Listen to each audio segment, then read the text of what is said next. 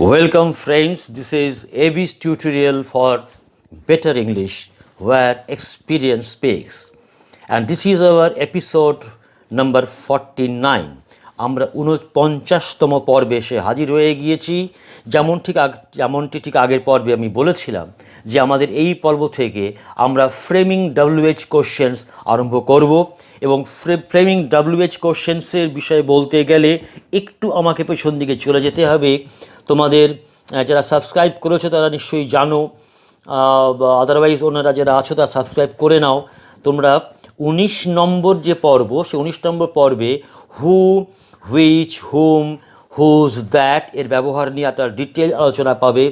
এবং 21 নম্বর পর্বে তোমরা whoever, which ever, what ever, where ever, when ever, how ever, এই যে এভার যোগ করে যেভাবে আমরা ইংরেজিতে প্রয়োগ করে থাকি সেগুলোকে নিয়ে তোমার ডিটেল আলোচনাটা পেরে যাবে 19 নম্বর পর্বে এবং 21 নম্বর পর্বে। অতএব প্লিজ ফ্রেন্ডস, যারা সাবস্ক্রাইব করোনি তারা সাবস্ক্রাইব করো, আর যারা সাবস্ক্রাইব করেও পুরো এপিসোডটা দেখোনি তাদের তো অপরাধ, তাদের তো ফাইন করা উচিত। অতএব তারা যাতে ফাইন না দিতে হয়, অতএব তোমরাও আরেকবার দেখে নাও পুরো পর্বটা দেখে নাও। তাহলে কি হবে, কারণ আমি একটু হয়তো রেফারেন্স দেবো ঠিকই, কিন্তু তারপর আমি তো চলে যাব আজকের এপিসোডটা নিয়ে, তাই না? এই যে আমাদের WH কোশ্চেন্স, আজকে যে বিষয়টা WH কোশ্চেন্স বলতে গিয়ে দেখো প্রথমেই দেখো আমি রেখেছি ফর্ম। মানে ফর্মটা মানে কি, WH ওয়ার্ডস বলতে আমি কি বোঝাতে চাইছি তোমাদের জানা শব্দ who, which, where, when, why, whom, what, whose, how, এই যে বিষয়গুলো রয়েছে, এইগুলোকে দিয়ে আমরা প্রশ্ন যে তৈরি করব সেই প্রশ্নগুলোকেই বলা হয় WH ওয়ার্ডস। যেহেতু প্রত্যেকটার আগে একমাত্র হাউটাকে বাদ দিলে প্রত্যেকটার আগেই হচ্ছে কিনা তোমার WH দিয়ে শুরু, যে WH ওয়ার্ডস বলা হয়। এখন প্রশ্নটা হচ্ছে, এটা আলাদা করে পর্বটা করতে হলো এই কারণেই যে এই যে হু হু দিয়ে যখন আমি কাউকে প্রশ্নটা করি তখন বাক্যের যে আমাদের নাউন প্রোনাউন যেগুলো থাকে, মানে সাবজেক্ট অবজেক্ট যেগুলো থাকে, তার কোনটাকে নিয়ে প্রশ্ন করলে আমি হুকে ব্যবহার করব, বা কোনটাকে নিয়ে প্রশ্ন করলে আমি হুইচকে ব্যবহার করব, বা হোয়ারকে ব্যবহার করব, বা হোয়েনকে ব্যবহার করব, বা হোয়াইকে ব্যবহার করব, এই যে জায়গাগুলো, সেই জায়গাগুলো জানার জন্যেই কিন্তু আমাদের 49তম এই 49th এপিসোড। আমাদের 19 নম্বর বা 21 নম্বর যেগুলো ছিল সেগুলো টু সাম এক্সটেন্ট ছিল আমাদের কোয়ালিফাই, মানে এই যে হু, হুইচ, হুম, হোয়ার যেগুলো বললাম তাতে নানা রকম ব্যবহার থাকবে। তো ওখানে আমরা একটা ব্যবহার শিখেছিলাম, এখানে কিন্তু আমরা আরেকটা ব্যবহার শিখব। এই জন্যই এখানে পুরোপুরি রেখেই দিয়েছি এই পর্বগুলোর নাম ফ্রেমিং WH কোশ্চেন, যাতে কখনো না গুলিয়ে যায়। ওকে, থ্যাংক ইউ। তো দেখা যাক আমাদের ইউজে আমরা কি রেখেছি। দেখো ইউজের ক্ষেত্রে আমরা দেখো পরপর কয়েকটা বিষয় বলেছি, যে যা সময়, দেখো টাইম সময় বোঝাতে গেলে আমরা কি করব, আমরা হোয়েনকে ব্যবহার করব, বা হাউয়ের সাথে লংকে জুড়ে দেবো, হাউ লং, তাই তো? যেমন কিনা আমাদের এক্সাম্পলে রয়েছে যে হোয়েন ডিড ইউ কাম, তুমি কখন এসেছিলে। এই যে সময়কে নিয়ে যখন প্রশ্ন করব তখন আমরা হোয়েনকে রাখবো, বা এটাকে কতক্ষণ এই মানেতেও আমরা প্রশ্ন করতে পারি। বলে how long will he remain in কলকাতাতে সে কতদিন থাকবে, হাউ লং। টাইমকে বোঝাচ্ছি, ওদের টাইমের জন্য আমরা হোয়েন বা হাউ লংকে ব্যবহার করতে পারি। যদি প্লেস নিয়ে প্রশ্ন করতে চাই, কোনো জায়গা নিয়ে প্রশ্ন করতে চাই, তাহলে আমরা হোয়ারকে ব্যবহার করব, where did he come, where did he কাম, তাই তো? যদি নাম্বারকে নিয়ে, সংখ্যাকে নিয়ে প্রশ্ন করতে চাই, তাহলে হাউ এর সাথে আমরা অফনকে রাখতে পারি, হাউ অফন ডিড হি কাম, সে কত ঘন ঘন আসে, তাই না? তো হাউ অফন ডিড হি কাম। 4 নম্বর দেখো রয়েছে manner, quality or state. Manner, quality or state, state মানে কিন্তু অবস্থা, কোনো রাজ্য নয়, কোন অবস্থাতে রয়েছে, তাই না? State, yeah. তো সেখানে আমাদের দেখো how did you do this, তুমি কিভাবে, ম্যানার কোন পদ্ধতিতে কাজটা করেছো, বা হাউ ইজ হি টুডে, তার স্টেটটা, তার ফিজিক্যাল স্টেটটা কীরকম আছে, বা তার মেন্টাল স্টেটটা কীরকম আছে। হসপিটালে আছে মনে করো, হ্যাঁ, সে তাহলে সেটা এখন কি অবস্থার মধ্যে রয়েছে, বা অন্য কোনো কন্ডিশনের মধ্যে ছিল, এখন কেমন আছে, বলে হাউ ইজ হি টুডে, আজকে সে কেমন আছে। এই যে স্টেট, সেটাকে বোঝাবার জন্যেও আমরা হাউটাকে দেখো ব্যবহার করলাম। চলে যাচ্ছি 5 নম্বর। দেখো 5 নম্বর আমরা কি বলছি, quantity or degree. Quantity or degree মানে কতটা, হ্যাঁ, এটার ক্ষেত্রে আমরা ব্যবহার করছি। দেখো হাউয়ের সঙ্গে far. How far is the report true, এই রিপোর্টটা কত দূর অবধি, মানে কতটা, কত দূর তো আমরা বলি না বাংলাতে, আমরা বলি কতটা, কতটা সত্যি, কতটা ঠিক। How far is the report true, এই যে জায়গাটাকে হাউয়ের সঙ্গে দেখো ফার রাখলাম। এবং 6 নম্বর দেখো চলে যাচ্ছি cause or reason. Cause or reason কোনো কারণ বোঝাবার জন্যে, তাই না, আমরা কি করি, আমরা হোয়াইকে ব্যবহার করি। যে হোয়াই ডিড হি উইপ, সে কাঁদছিল কেন, হোয়াই ডিড হি উইপ। তাহলে দেখো এই যে 6টা বিষয় আমি রাখলাম, এই যে আমাদের হোয়েন বা হাউ লং বা হোয়ার বা হাউ এর সাথে কখনো অফন যোগ করে, কখনো ফার যোগ করে বা শুধু হোয়াইকে যোগ করে, এই যে বিষয়গুলো রাখছি সেগুলোকে আমার এক একটা বিষয়কে নিয়ে প্রশ্ন করতে চাইলে আমাকে এই শব্দগুলোকে ব্যবহার করতে হবে। আমরা প্রত্যেকটা জায়গাকে নিয়ে আলাদা আলাদা করে আলোচনা করব, একদম প্রত্যেকটাকে নিয়ে আলোচনা করব। আমাদের যেমন হুকে কোয়ালিফাই প্রনাউন হিসেবে দেখো আমি রেখেই দিয়েছি যাতে তোমাদের সুবিধা হয়, ভুলে না যাও। এপিসোড 19, হ্যাঁ, এপিসোড 19-এর মধ্যে হুয়ের এরকম ব্যবহারটা রয়েছে। আজকে স্পেশালভাবে টুডে আমরা আজকে হুকে দিয়ে শুরু করবো। উই আর স্টার্টিং উইথ হুকে দিয়ে প্রশ্ন করব। ফর্মটা কীরকম হবে দেখো, ফর্মটা প্রথমে দেখো হু হবে, খুবই স্বাভাবিক, তাই না। হুকে WH কোশ্চেন মানে কি, প্রথমে হুটাকে বসালাম, হুটা হয়ে গেল। এরপরে আমি দেখো কি রাখতে পারি, এরপরে আমরা বি ভার্বস রাখতে পারি। বি ভার্বস নিশ্চয়ই তোমাদের মনে আছে, বি ভার্বস আমরা 7 নম্বর পর্বে করেছিলাম।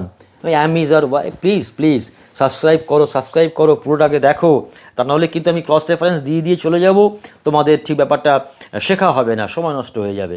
প্লিজ 7 নম্বর পর্বে এপিসোড নাম্বার 7-এ রয়েছে। তো সেখানে দেখবে বি ভার্বস হতে পারে হুইয়ের পরে, অক্সিলারি ভার্বস হতে পারে ক্যান, কুড বা may, might, shall, should, will, would, do, হ্যাঁ, বা ডিড, এই যে এইগুলো থাকবে এবং তারপরে ফাইনাইট ভার্ব থাকতে হবে। বুঝতে পারছো ব্যাপারটা? মানে ভার্বের ক্ষেত্রেই আমি আলাদা করে বলছি, হু থাকলো, তারপরে কিন্তু আমাদের be verb, auxiliary verb, can, may, ought, হ্যানা ত্যানা যা যা কিছু আছে এগুলো থাকতেই পারে। তারপরে আমাদের যেমন হয় আর কি, মানে সাবজেক্টের আগে এগুলোকে সবাইকে বসতে হবে, সাবজেক্টের আগে এরা সবাই বসে পড়লো। তারপর কি হবে, তারপর যেমন আমাদের ফাইনাইট ভার্ব থাকে বাক্যে, তেমনি ফাইনাইট ভার্বটা থাকবে। তার মানে ফর্ম্যাটটা কীরকম দাঁড়ালো, ফর্ম্যাটটা দাঁড়ালো প্রথমে হু থাকলো, তারপরে যেগুলোকে বললাম বি ভার্বের বা ওই অক্সিলারি ভার্ব যা থাকবে, মোডাল, সোডাল, হ্যানা ত্যানা বা ডু, এরা থাকলো, তারপরে সাবজেক্ট থাকবে, তারপরে সেন্টেন্সটার মেইন প্রধান যে আমাদের ক্রিয়াপদ, সেই ক্রিয়াপদটা থাকবে।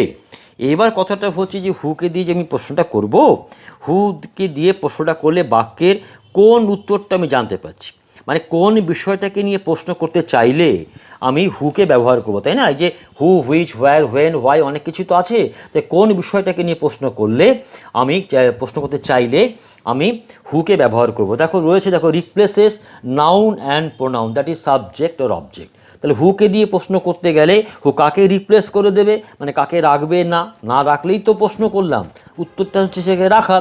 নাউন বা প্রোনাউন যেটা সাবজেক্ট বা অবজেক্ট হতে পারে, সেগুলোকে নিয়ে প্রশ্ন করতে চাইলেই আমরা হুকে ব্যবহার করব। এবার এর বাইরেও আমাদের পরপর কতগুলো বিষয় রয়েছে, বাক্য রয়েছে, আমাদের 9টা এক্সাম্পল রয়েছে। আমরা 9টা এক্সাম্পলকে প্রত্যেকটাকে আলাদা করে আলোচনা করব, তাতে কি না হু সরাসরি শুধুমাত্র নাউন প্রোনাউনের বাইরেও আমরা কীরকম প্রশ্ন করার ক্ষেত্রে হুকে ব্যবহার করতে পারি। যেমন মনে করো বাক্যটা রয়েছে 1 নম্বরে, the boy made the child love, তাই না। The boy made the child love, ছেলেটা কী করেছিল, বাচ্চাটাকে হাসিয়েছিল, তাই তো। এবার আমি যদি প্রশ্ন করতে চাই হু দিয়ে, মানে কি, আমি আসলে জানতে চাইছি যে কে বাচ্চাটাকে হাসিয়েছিল, তার মানে আমি সাবজেক্টকে থ্যাংক ইউ সাবজেক্টকে, ছেলেটা বাচ্চাটাকে হাসিয়েছিল, আমি প্রশ্ন করতে চাই কে বাচ্চাটাকে হাসিয়েছিল, তার মানে কি সাবজেক্টকে নিয়ে প্রশ্ন করতে চাইছি, অতএব দ্য বয়টা উঠে গেল। দেখো দ্য বয়টা উঠে গিয়ে হু মেড দ্য চাইল্ড লাভ। আর তোমরা বলতে পারো যে হু মেড দ্য চাইল্ড লাভ, এই যে স্যার আপনি এইমাত্র বললেন যে আমাদের হুইয়ের পরে B verb, auxiliary verb, can, May, shall, will, do এসব থাকবে, তারপরে সাবজেক্ট থাকবে, তারপরে ফাইনাল ভার্ব থাকবে। এখানে তো একেবারে সরাসরি হু মেড, মানে বিভাব তো নেই। থ্যাংক ইউ, খুব ভালো প্রশ্ন। এটা মনের মধ্যে প্রশ্ন আসতেই পারে। বিষয়টা হচ্ছে আমি সাবজেক্টকে যদি তুলে দিই, তাহলে সাবজেক্টের আগে কাউকে নিয়ে আসা কোনো প্রশ্নে মাথায় নিয়ে তো মাথায় ব্যথা। ফলে ন্যাচারালি তারপর তাহলে হুয়ের পরে কি বসে যাবে? ফাইনাইট ভাব। তবে ব্যাপারটা ভেবে দেখো, হুয়ের পরে তাহলে বিভাবটা থাকছে না এই কারণেই যে সাবজেক্টের আগে বিভাবকে থাকতে হবে। তো সাবজেক্টে না থাকলে বিভাবে আগে যাওয়ার কোনো প্রশ্নই নেই। ঠিক আছে, তাহলে হুইয়ের পরে দেখো কি এসে যাচ্ছে, প্রথমে যে ফর্মটার মধ্যে রয়েছে, তাহলে বিভাব যদি না থাকে, কেননা সাবজেক্ট নেই বলে বিভাবও থাকছে না, তো এটা যদি চলে যায় তাহলে কী রইলো? তাহলে হুইয়ের পরে ফাইনাল ভাবই থাকলো। অর্থাৎ বিষয়টা কিন্তু খুব সহজ, জটিল নয়। ফলে সাবজেক্টকে নিয়ে প্রশ্ন করলে সাবজেক্ট যেই না বেরিয়েই যাচ্ছে তখন কিন্তু সরাসরি সাবজেক্টের পরে কি থাকে ইংরেজি সেন্টেন্সে? ফাইনাল ভাব থাকে। ফলে আমাদের ফাইনাল ভাবটা থেকে যাচ্ছে। ফলে হু মেড দ্য চাইল্ড লাভ। দেখা যাক সবগুলো ক্ষেত্রে এটা মানছি কিনা বা কখন আমরা অন্য কিছুকে নিয়ে আসছি। দেখো তারপর এই জন্যই আমাদের 9টা এক্সাম্পল আমি রেখেছি যে কোন কোন জায়গাতে আমরা কিভাবে কখন কিভাবে কোনটাকে ব্যবহার করব। 2 নম্বর দেখো চলে যাই, রয়েছে রবীন্দ্রনাথ টেগোর রোট দিস বুক। রবীন্দ্রনাথ টেগোর রোট দি বুক। তো এখানে দেখো আমি প্রশ্ন করছি যে কে লিখেছিল বইটা, তা আবার সেই বইটার মতো কে লিখেছিল, তাহলে সরাসরি রবীন্দ্রনাথ টেগোরকে নিয়ে প্রশ্ন করছি, রবীন্দ্রনাথ টেগোর উঠে গেল। ফলে হু রোট দ্য বুক। তাহলে সাবজেক্টকে যখন সরাসরি প্রশ্ন করছি তাহলে সাবজেক্টটা উঠে যাচ্ছে, উঠে গিয়ে সেখানে হু বসে যাচ্ছে, বাদবাকি সেন্টেন্সের ফর্মেশনে কোনো রকম পরিবর্তন হচ্ছে না। তো ওকে, চলে যাই 3 নম্বরে। He met the president. He met the president. এবার আমি অবজেক্টকে নিয়ে প্রশ্ন করছি। সে, who met the president, he met the president, তা সেই প্রেসিডেন্টকে দেখেছিল। আমি বললাম সে, থেকে গেল, সাবজেক্ট থেকে গেল, কাকে দেখেছিল? তা সাবজেক্ট থেকে যাচ্ছে, ক্লিয়ার। বা সাবজেক্ট যদি থেকে যায় তাহলে কিন্তু আমাদের প্রথমে দেখানো যে ফর্মটা, ক্লিয়ার, সেই ফর্মটা থেকে যাবে। তার মানে কি, যদি বিভাব থাকে, বিভাব অক্সিলারি ভাব থাকলে তারা বা মে ক্যান কুড যা যা কিছু আছে তারা সবাই থাকলে থাকবে, তাদেরকে সাবজেক্টের আগে আনতে হবে। যদি কেউ না থাকে, আমাদের বহুবার আলোচিত হয়েছে, তাহলে আমাকে ডুকে আনতে হবে। পাস্ট টেন্স হলে ডিড হয়ে যাবে। তো আমি দেখো হি মেট দ্য প্রেসিডেন্ট, এটা পাস্ট টেন্সে আছে। তাহলে আমি যে প্রশ্ন করি সে কার সাথে দেখা করেছিল, তাহলে হু হলো, সাবজেক্ট হি আছে, ফাইন। মেইন ভার্বটাকে মেট, তো মেট তো মেইন ভার্ব, ফাইনাল ভার্ব। তাহলে আমাদের বিভাব বা মে ক্যান হ্যানা ত্যানা এরা কেউ নেই, তাহলে কি আসবে? তাহলে ডু আসবে। সেন্টেন্সটা কোন টেন্সে আছে? পাস্ট টেন্সে। তাহলে ডুটা কি হয়ে যাবে? ডুটা ডিড হয়ে যাবে, থ্যাংক ইউ। আর মেটটা কি হয়ে যাবে? মিট হয়ে যাবে। পাস্ট টেন্স তো দুটো নিয়েই চলে গেল। তাহলে who did he meet, who did he meet. দেখো ব্যাপারটা খুব ভালো করে বুঝে নাও। সাবজেক্ট তুলে দিচ্ছিলাম, সাবজেক্টকেই নিজের প্রশ্ন করছিলাম, তো সাবজেক্ট থাকছে না বলে আমাদের যে ফর্ম, সেই ফর্মের মধ্যে সাবজেক্টটাও থাকে না। সাবজেক্ট না থাকলে সাবজেক্ট ঠিক আগে বসার যে বিষয়টা বিভার্বস বা অক্সিলারি ভার্বসের ক্ষেত্রে তারাও থাকে না। অতএব হু এর পরে ফাইনাইট ভার্ব এসে যায়। কিন্তু যখন আমি অবজেক্টকে নিয়ে প্রশ্ন করছি, আমরা আর টু এগোলে আরও কিছু কিছু এক্সাম্পলস দেখব, তখন আমরা দেখতে পাচ্ছি যে সাবজেক্ট থাকছে। তো সাবজেক্ট থাকলে আমাদের ফর্মটা থাকছে। ফর্মটা থাকলে কি হচ্ছে, ইংরেজি গ্রামারের নিয়মটাও যেটা আমরা এতকাল শিখে এসেছি, যে বাক্যের মধ্যে যদি অক্সিলারি ভাব থাকে, যদি বিভাব থাকে, যদি মে ক্যান শ্যাল এইসব যদি থাকে, তারা সবাই সাবজেক্ট আগে বসে যাবে। কেউ না থাকলে ডু বসবে। তবে ডু এর শর্ত একটাই, যে কি না সেন্টেন্সটা পাস্ট টেন্সে থাকলে ও টেন্সটাকেও নিয়ে নেবে। তার মানে কি ফাইনাল ভার্বটা তখন প্রেজেন্ট টেন্সে হয়ে যাবে। যেমন কিনা আমাদের এখানে হলো হি মেট দ্য প্রেসিডেন্ট, আমরা করলাম হু ডিড হি মিট। তারপর চলে যায় 4 নম্বরে, she is speaking to the principal. দেখো সে প্রিন্সিপালের সঙ্গে কথা বলছে।